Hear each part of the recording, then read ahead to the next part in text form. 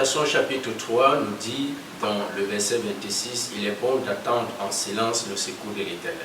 Quelles que soient les difficultés, quel que soit le temps par lequel tu passes, il faut savoir que l'Éternel répond toujours et attend son secours dans le silence. Alors, mesdames et messieurs, chers frères et sœurs, bienvenue encore dans votre émission qui nous réunit sur ce plateau, qui nous réunit pour parler de l'histoire d'un homme. Car l'histoire nous dit un homme sans histoire ne doit pas exister. Et c'est sur ce fait, un autre journaliste pouvait dire un peuple sans histoire est un monde sans âme. Alors je dirais notre ineptie peut rendre ce monde sans âme. Alors nous avons entrepris de vous relater ces histoires de grands hommes qui ont travaillé dans ce message qui mérite d'être honoré. Alors sur leur chemin, je crois que beaucoup prendront pour cela comme exemple et avanceront dans cette marche de la foi. Alors que le Seigneur vous bénisse et sur ce plateau nous accueillons le révérend pasteur Félix Kémy. Dieu vous bénisse, pasteur. Dieu vous bénisse aussi. Merci d'avoir accepté notre invitation. Et vous êtes en tenue particulière, un peu relax. C'est ma tenue de sport, quelquefois, et puis quand je reste à la maison, j'aime être en tenue de sport. Que le Seigneur soit béni, il est bon de temps en temps de l'être, surtout que c'est un visage qu'on n'a pas connu. Vous êtes tout beau là, à l'intérieur. Ok, alors revenons dans tous les jeux. Qui est le pasteur Kémy Félix? Oh, cette question. En tout cas, le pasteur Kémy Félix, c'est la première de m'appeler le frère Kémy Félix. Oui. Je suis le fils de Messé André. C'est lui qui a accueilli pour la première fois l'église du message dans sa maison dans les années 75. Je suis originaire du centre, précisément du département du Révérend, pouvez-vous nous dire en quelle année vous avez fait la rencontre de ce message du temps de la fin? En effet, j'ai cru en 1975. Oui. Plus précisément au mois de juin. 1975 au mois de juin. Oui. Et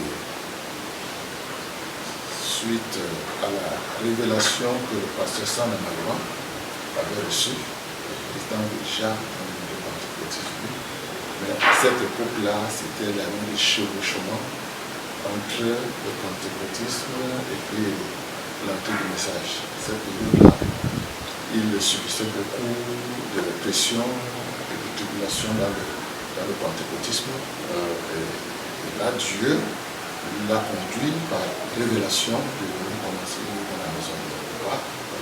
Je suis l'un des premiers croyants issus de son ministère. Oui. J'ai reçu mon baptême au mois d'août 1975.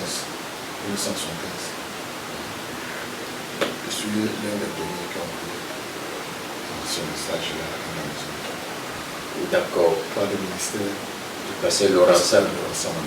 Ok, et là vous êtes l'un des premiers convertis du pasteur Laurent Salama dans le message. Effectivement.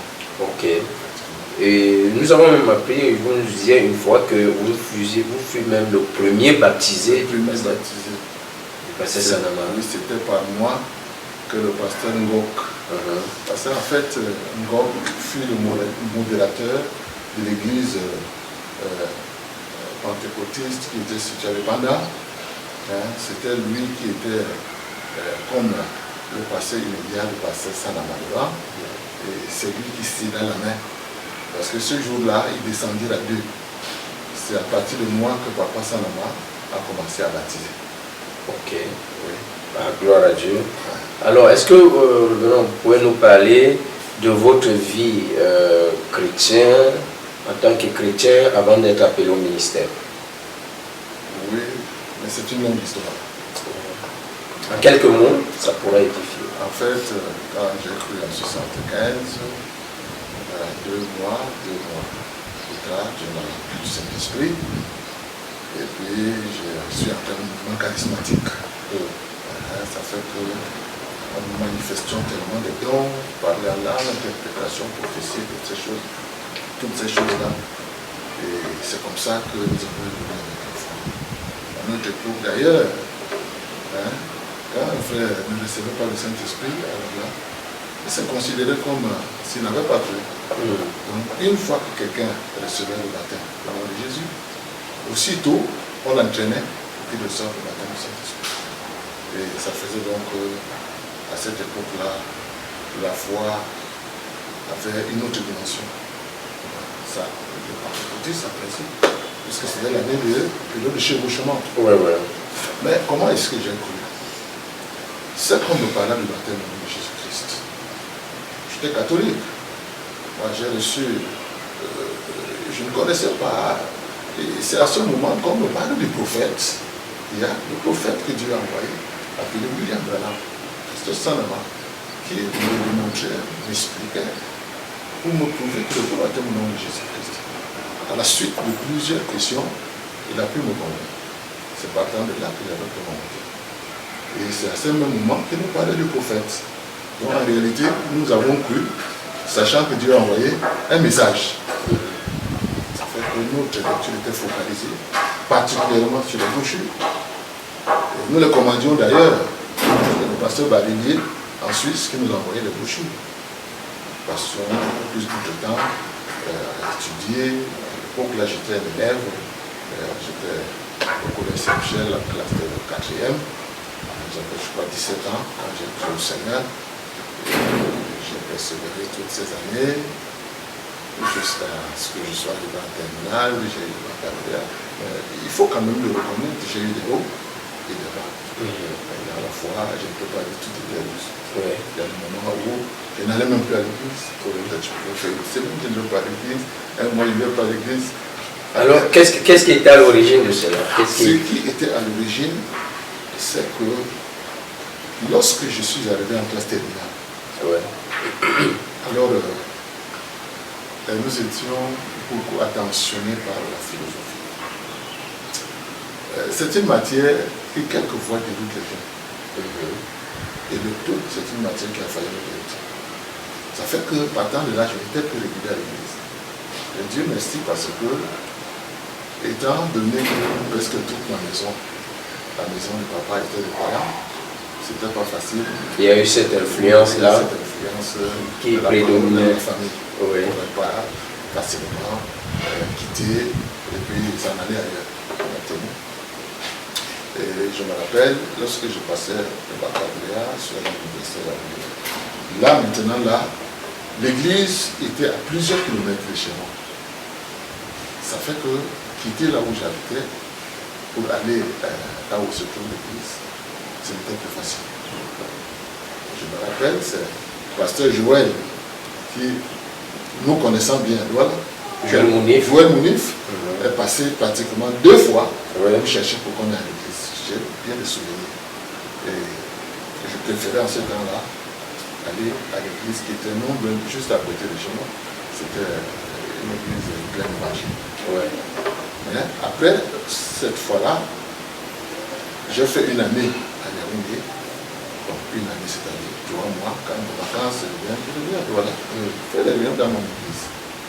Et puis quand l'école revient, donc après toute cette année-là, je revenais donc à Douala. Et votre église à l'époque, à Ouya? C'était à Ouya parce que en fait, l'église qui était dans la maison de papa, après quelques années, je crois, 2 ans, 3 ans après, je crois, ça devait être en 78, que le pasteur Sanama décida d'abandonner son travail pour aller servir dans le bar.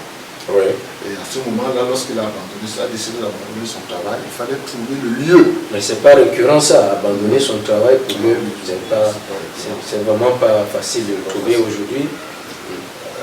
Alors, il fallait trouver le lieu pour commencer le prière. Pendant que nous étions à une soirée de prière, le Seigneur a montré dans une vision qu'il y avait un doigt qui était tendu sur le pasteur Chouak Ejama. Qui est le pasteur de Joyac aujourd'hui. À l'époque, Il était un laïc, un simple laïc. Je ne sais même pas s'il était déjà chant. Bon, peut-être, je me rappelle que quand il a gâté, le pasteur a donné sa vision, et il a interprété qu'il comprenait que c'est lui qui doit nous donner le lieu où les réunions doivent désormais avoir lieu. C'est là, alors qu'il a cédé une partie de sa parcelle, nous avons bâti une église. Donc ça, c'est les affaires de fin 78. Ouais. J'ai sauté l'année de sortie. Oui. Parce que les sorties ont eu en 76. Oui, parce que quand il y a eu sortie, parce que l'église pentecôtiste avait chassé le pasteur Aloussa, qui était d'ailleurs comme le leader du groupe, il était comme le leader du groupe. Parce qu'à l'époque là, il ne parlait pas du leader. Mais nous qui étions les laïcs, nous savions que c'est lui. Alors c'est dans la maison de papa que tous sont venus se rassembler. C'est là, dans la maison, que nous avons fait la première grande combat, la première grande rencontre. À la sortie, c'était en juin, si je me rappelle bien, en juin 76. C'est lors de cet événement que le pasteur Sanamar était ordonné, le pasteur Campton aussi de l'événement. C'est pasteur Aloussa, pasteur Moussi, et le feu pasteur Moussi, feu du château des Arabes. Ça, c'est la pasteur Campton. Arrivé, une fois que j'ai fini, j'ai fait la première année de l'université en passant. J'ai fait le concours de la semaine. J'avais passé le concours, j'ai fait la formation à Rambé. Et pendant que nous faisions la formation à Rambé, nous avions, à l'époque là, il n'y avait même pas d'église au sud-ouest. Je pense pas qu'il y avait au sud-ouest. Mais on se réunissait quand même au niveau du centre. J'avais une petite avancée dans la connaissance des Écritures. On a un groupe d'études bibliques que j'essayais de conduire. Après la formation, on nous a affecté. On m'a affecté dans Marbre. Oui, donc après la formation au sud-ouest, on vous a affecté à Marbre. À Marbre, j'ai fait escale de 2 ou 3 semaines à Dawa. Et je suis descendu de Marbre. Je me rappelle, à l'époque, quand j'ai fait escale, j'ai rencontré, je crois, le frère de Ekwe. C'était à l'époque-là que même la seule semaine aussi, je l'avais rencontré. Parce que j'ai fait juste 3 semaines. Je suis venu dans le poste à Maroua. Et à Maroua, il n'y avait pas d'église. Il n'y avait pas d'église. Pendant que je me baladais, j'ai rencontré un frère. Quand j'ai fait 1 ou 2 semaines, j'ai rencontré un ancien frère de notre église. Ouais. Il était un grand homme d'affaires à Maroua. C'était le frère Tapoudjou Jean-Pierre. C'est là où nous nous sommes embrassés. Il m'a transporté dans sa moto. Il m'a amené à l'hôtel. Nous avons mangé. J'ai dit, mais comment?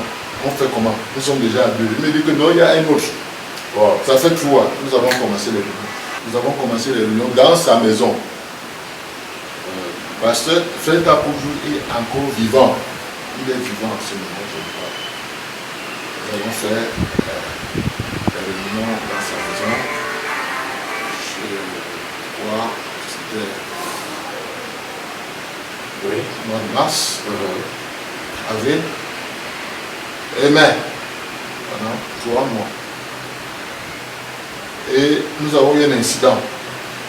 Cet incident s'est répété plus d'une fois, 2 ou 3 fois.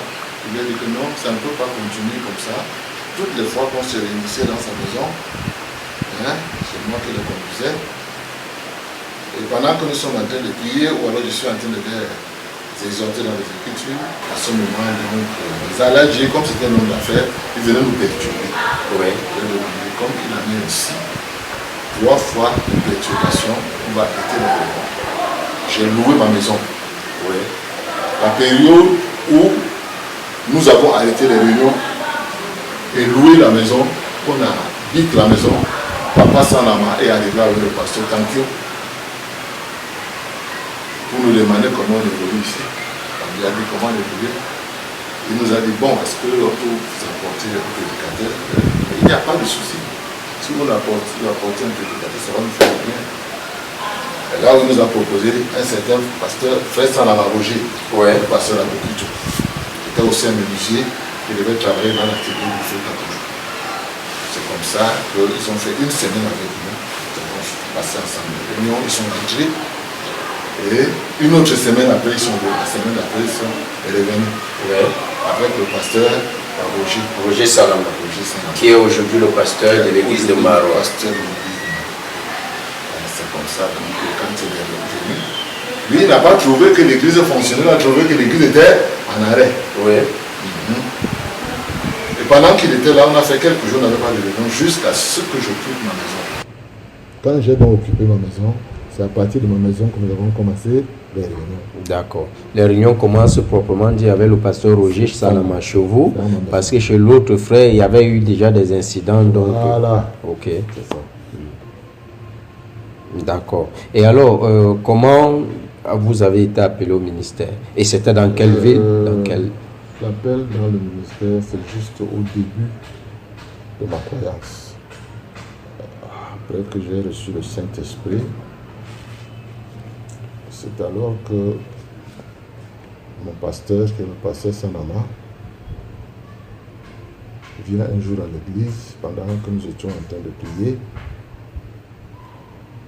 Sous l'onction, elle est venue me trouver là où j'étais,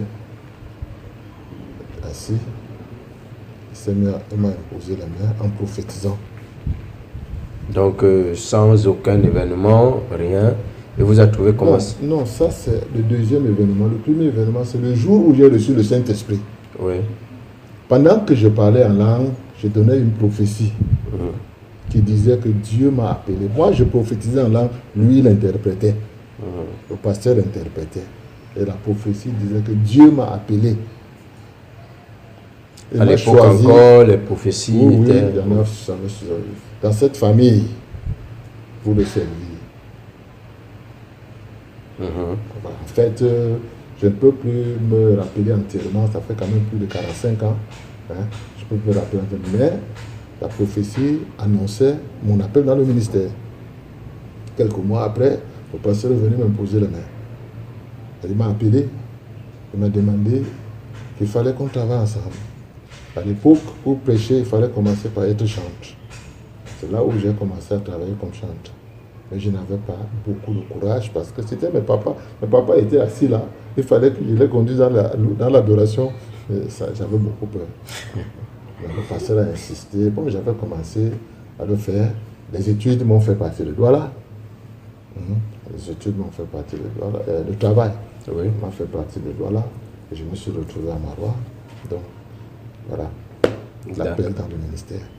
Parlez-nous, Révérend, si vous pouvez nous parler de vos premières expériences dans le monde du surnaturel et comment avez-vous eu la certitude que c'était Dieu? Déjà par mon baptême de Saint-Esprit. Oui.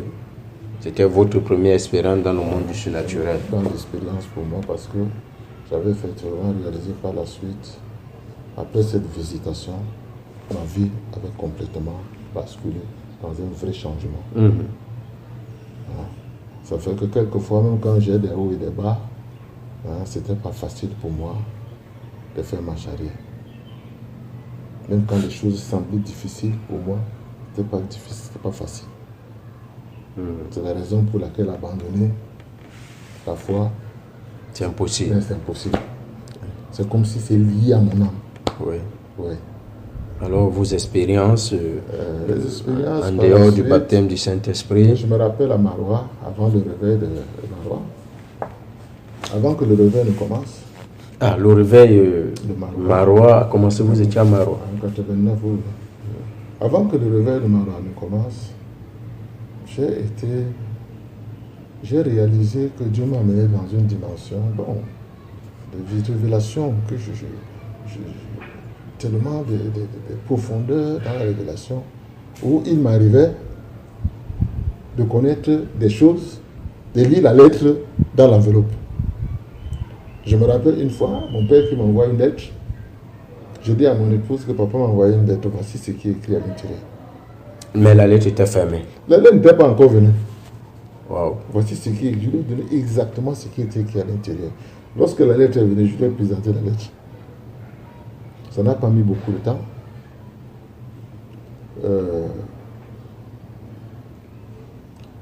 Bon, je crois que je vais traverser certaines choses, il faut être bref. Le réveil de Marois, comment il est venu?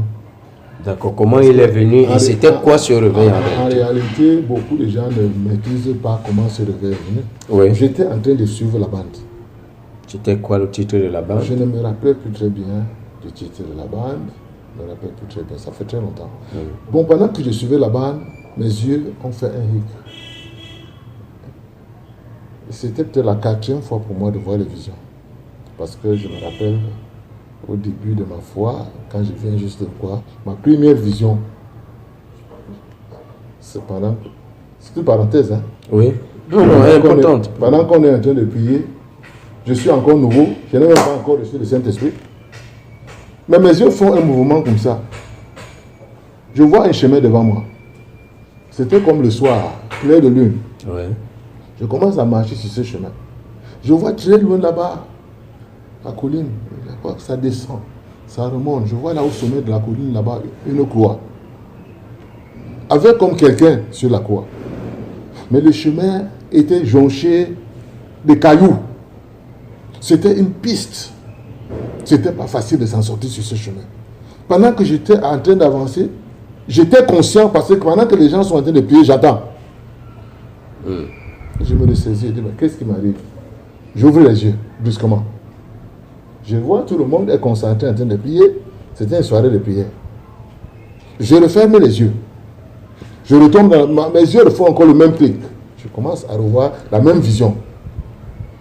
J'ai suivi la piste. Je suis arrivé jusqu'au niveau de la croix. Je me suis agenouillé sur la croix et je me suis mis à pleurer. Cette vision est partie. C'est à partir de ce moment que j'ai commencé à voir des visions. Donc j'avais la capacité de rester et de faire le déclic comme ça, et puis j'entre dans un autre monde. Je commence à voir des choses. Voilà comment j'ai commencé à voir des visions. Mais je reviens ici pour ce cas, pendant que je suivais la bande, mes yeux ont fait le même déclic. Je vois le pasteur de Roger qui vient vers moi, habillé en bas, portant un sac en bandoulière. Il me dit, pasteur Félix, il me dit, frère Félix, parce qu'à l'époque j'étais diacre à l'église. Ouais. Il me dit, frère Félix, je suis en train de voyager, je vais mettre l'homme. Garde l'église dans la prière. Je lui ai dit, ok, j'ai compris, pasteur. Il a fait demi-tour, il est parti, la vision. Cela s'est passé en quelques secondes. Oui. Je continue. Mais j'ai été un peu dérangé par cette vision-là. Au point où, après avoir suivi encore quelques temps la bande, j'ai arrêté. Je suis allé voir le pasteur Roger pour lui expliquer ce que je venais de voir. Donc, quand je me rappelle bien, bon, je ne me rappelle pas quelle était son appréhension, mais je sais quand même que en ce temps-là, il avait déjà un collaborateur qui est le pasteur Roger, un pasteur Mounif Joël qui était déjà avec moi à Marois, venant de Garoua. Alors, quelques temps après, j'ai pris moi-même un temps de consécration à l'église. Donc, je quitte le travail, je vais à l'église. Jour de réunion, je vais avant. Jour qu'on n'a pas de réunion, j'y vais toujours pour rester en prière. C'est pendant cette période que les amis comme Pasteur J, aujourd'hui Pasteur J, qui était encore tout petit enfant, 16 ou 17 ans, je me rappelle plus bien. Donc le Pasteur Jules Damé. Oui. Quand il vient au bureau, il ne me trouve pas. Il ne sait pas là où je suis parti. On lui dit que non, je suis rentré. Je dis, tu dois être à l'église. Il vient à l'église. Voilà comment il commence à prier avec moi. Ça fait que chaque membre de l'église, gens venaient un à un, c'est-à-dire, même en dehors des jours de réunion, on avait des réunions pratiquement tous les jours. Et moi, pendant cette période, j'ai resté dans l'abstinence et dans la prière. Un certain jour comme ça, nous avons reçu comme une effusion du Saint-Esprit. Alors que vous étiez toujours dans cette mouvance d'aller... Oui, là je me suis mis à prophétiser. Je ne me rappelle plus quelle était la teneur de la prophétie. Donc, j'étais visité en premier. Pasteur Jules, Dieu l'a visité aussi. On avait un prophète à l'église qui l'appelait frère Paul Adja. Dieu l'a visité. C'est comme ça que Dieu s'est mis à visiter les gens de l'église. Jusque-là, le pasteur n'est pas là. Et voilà comment le mouvement de Maroua, on a appelé le réveil de Maroua, commence. Et pendant que Dieu est en train d'opérer comme ça se passait là, le pasteur associé jusque-là apprend seulement qu'il y a quelque chose qui se passe à l'église. C'est-à-dire le pasteur Joël. C'est alors que, peut-être un mois après, que les choses ont commencé à prendre une autre dimension qui commence à venir. En dehors des jours de réunion. Oui. Pour voir exactement qu'est-ce qui se passe à son absence. Ça fait donc lui-même à considérer ce mouvement comme venant réellement de Dieu. Puisqu'en fait, il est docteur de la parole, il connaissait un peu plus la parole que nous autres. Ouais. Voilà comment le mouvement a évolué avec beaucoup de surnaturel, des miracles, des délivrances, des guérisons. Même les fous étaient guéris. Lorsque le pasteur rentre de son voyage missionnaire, on lui explique ce qui se passe à l'église, lui n'a pas cru ça. Il a été très surpris. Alors Dieu est entré dans sa propre vie pour lui montrer que ce qui se passe là, c'est au-dessus de tout doute et de tout soupçon. Donc on peut dire par là que le mouvement de Maroua commence par la consécration d'un seul individu. Tout comme le réveil du pays de Galles. Le dire c'est un peu trop. Moi je crois plutôt que c'est le résultat des prédications des pasteurs qui nous prêchaient. Oui. Je crois que c'est ça. Parce qu'un vrai réveil vient toujours par la parole. Ok. C'est ça. D'accord. Existe-t-il, une formule pour attirer le surnaturel vers soi? Moi, je crois que ce n'est que la consécration. Méditer et prier. Si réellement on médite la parole de Dieu et qu'on prie, rien à faire. D'accord. Le surnaturel. Ok, dans ce monde surnaturel, vous est-il arrivé de donner un message de la part du Seigneur et qui n'est pas arrivé, qui ne s'est pas accompli, ou alors dont il s'est avéré que ça ne venait pas du Seigneur? Je me rappelle une fois avoir prophétisé sur une sœur qui était grosse. Oui. Et puis, si je me rappelle bien, j'ai annoncé qu'elle devait accoucher, je crois, un garçon et qu'elle a accouché une fille. Oui, je crois avoir donné une prophétie comme celle-là. Donc, dans la prophétie, vous avez dit qu'elle accoucherait un garçon, oui, elle a accouché une fille. Et comment vous avez géré ça? Bon, c'est la prophétie. La prophétie peut faillir. Donc, je considère comme ça. Je n'ai même pas eu envie de rentrer vers Dieu pour demander que, mais Seigneur, mais qu'est-ce qu'il y a? Ce n'est pas ma gloire que je cherche. Quand c'est bien, c'est la gloire de Dieu. Ouais. Quand ce n'est pas bien, c'est ma disgrâce. Mais en tout cas, moi, j'ai considéré ça comme ça. Et vous êtes-il après arrivé de douter soit de ce don ou alors même du message dans l'ensemble? Je ne peux pas douter de ce don parce que j'ai vu ce don opérer dans des dimensions plus élevées. En dehors du fait qu'aujourd'hui, ça n'a pas donné. Je me rappelle un jour, un frère m'appelle la nuit que son enfant est mort. Je lui ai dit, hey, est-ce que tu es sûr qu'il est mort? Il me dit, pasteur, il est mort.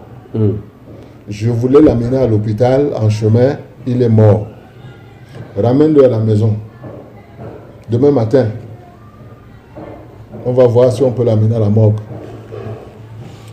J'ai prié le Seigneur, je me suis couché. Je vois dans un petit rêve, juste un petit rêve, à la traversée d'une rivière, deux chefs de village en train de se disputer. Ils se disputent qui est l'enfant de frère. Pendant qu'ils se disputent l'enfant de frère, l'autre chef de village dit, qu'est-ce que cet enfant a fait pour que tu cherches à le prendre? Pendant cette dispute-là, c'est là où la voix me dit que c'est à cause de la têtudesse du frère. Je lui ai dit, par toi, de faire attention avec ses voyages. tout le temps, il prend l'enfant, il l'amène, je m'en vais à tel endroit. Donc, ça, c'est la conséquence. Dites-lui, afin qu'il sache que c'est moi Dieu qui lui avait parlé. Et qu'il écoute toujours la voix qu'il avait de l'avertissement. Cet enfant, son esprit n'est pas encore parti, loin. Qu'est-ce que tu vas faire? Tu vas ouvrir l'œil gauche. Tu vas souffler dessus au nom de Jésus. Tu ouvres l'œil droit, tu souffles dessus au nom de Jésus. L'enfant reviendra à la vie.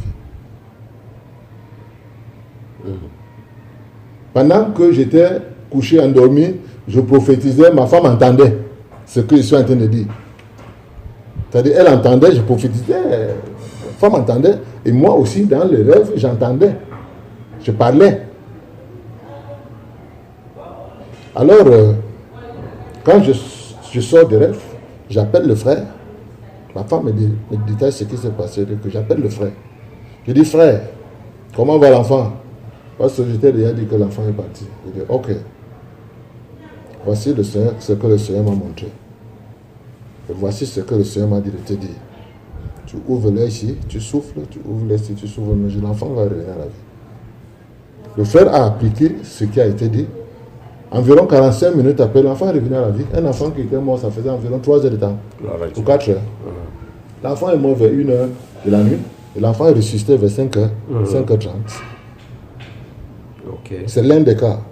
Il y a un autre cas où le Seigneur me montre une sœur à l'hôpital qui a le cancer de la gorge. On m'appelle la nuit pour me dire que c'est fini pour la sœur. Après avoir prié, je vois la sœur venir me dire, papa, je suis guéri. Je quitte donc le matin, je m'en vais. Après la prière, le petit matin, je m'en vais à l'hôpital. Je trouve la sœur, je prie sur lui. Nous avons prié avec un frère qui m'accompagne. Dès que la sœur rentre, parce qu'on l'a sorti pour aller à l'hôpital général pour voir si on peut lui commencer la chimiothérapie. Dès que, comme la famille n'avait pas de moyens, ils l'ont ramené à la maison.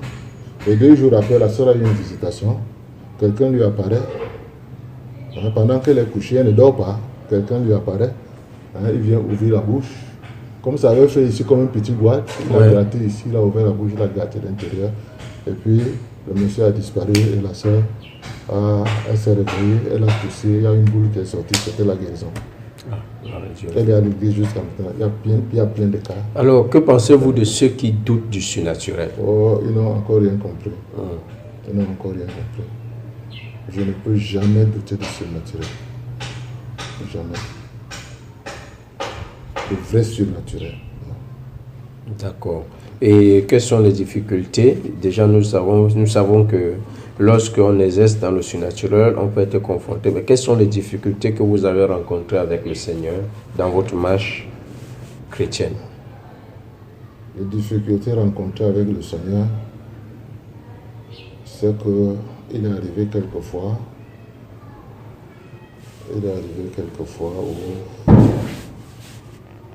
où on a été invité pour aller faire un travail, service de délivrance. On est allé par précipitation sans avoir prié. Et le chemin faisant, on a été victime d'accident. J'ai été victime d'accident, j'ai failli perdre complètement le pied. J'ai 8 ou 9 feuilles, un 9 feuilles ici sur mon pied droit, parce qu'un pasteur m'a appelé pour aller lui donner un coup de main pour le service de délivrance et puis en chemin. J'ai failli perdre ma vie. Donc, c'est le temps de choses qui arrivent. Donc c'est très très important de se rassurer que quel que soit le don que vous avez, que c'est Dieu qui vous envoie. Toujours, il ne faut jamais se déplacer pour le service de Dieu sans toutefois chercher à connaître la volonté de Dieu. Dans ce qu'on fait. Surtout quand on vous invite quelque part. D'accord. Au milieu de tout cela, qu'est-ce qui vous a galvanisé à avancer, à persévérer? Je sais que Dieu, c'est un père. Frère Bana nous a raconté l'histoire de ce berger et de cette brebis têtue. Je ne peux pas en dire long. On connaît. Il a cassé le pied. C'est une manière de lui montrer son amour. Et je crois que quelquefois, ça nous arrive. Oui. Ok. Quel conseil donnerez-vous aux jeunes ministres qui sont sur le chemin d'évangélisation aujourd'hui?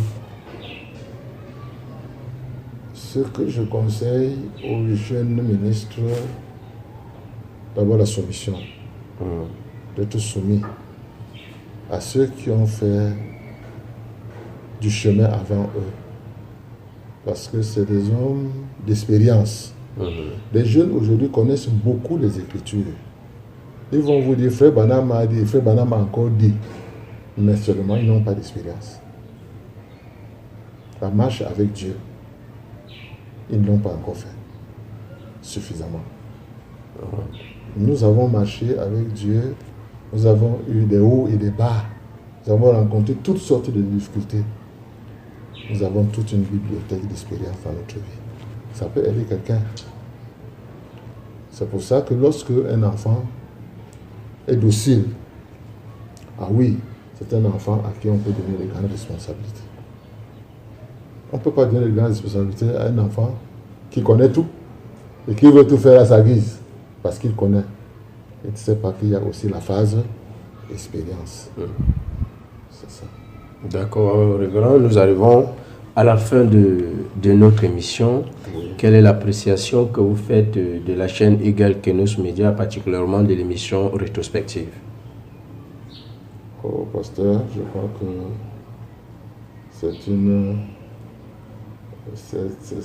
opportunité, c'est même une bénédiction de voir des jeunes s'élever pour promouvoir à ce que les expériences puissent être connues des anciens. Ça va beaucoup aider les jeunes. Et alors là, nous pouvons que donner chapeau à notre frère de Kenos, notre frère Stéphane, est encouragé vraiment de continuer. Je crois que s'il y a bien une œuvre à soutenir, cette œuvre-ci mérite d'être soutenue. Et je crois que nous ne manquerons pas. Je crois que Dieu va aider. Et nous ne manquerons pas de le faire. Au moment venu, je crois que j'ai toujours ça en pensée. Merci beaucoup. J'ai souvent pensé à ça. Je crois que Dieu va nous aider à soutenir de telles œuvres. Alors, merci beaucoup. Alors, votre mot de fin à nous, nombreux téléspectateurs qui nous suivent, qui vous suivent jusqu'à ce moment.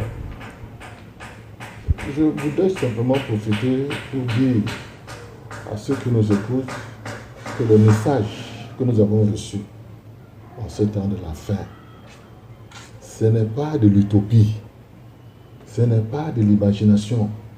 Ce message est réel et vrai. Pas des expériences que nous avons vécues. Je me rappelle une fois, j'étais derrière la chaire en train de pêcher. J'ai vu l'ange de Dieu entrer. J'avais mes yeux ouverts, j'ai vu. Il est venu, il s'est placé là. J'ai vu, c'était une lumière comme une étoile. Il y a des expériences comme ça. Je parlerai aussi tant de fois où j'ai vu la lumière de Dieu entrer. Plusieurs fois, j'en ai vu. Et ça ne venait pas pour rien.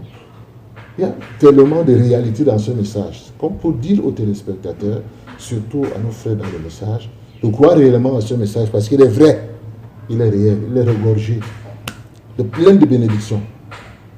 En tout cas, voilà mon mot. Merci beaucoup, révérend, d'avoir accepté notre invitation. Alors, chers téléspectateurs, nous arrivons au thème de notre émission.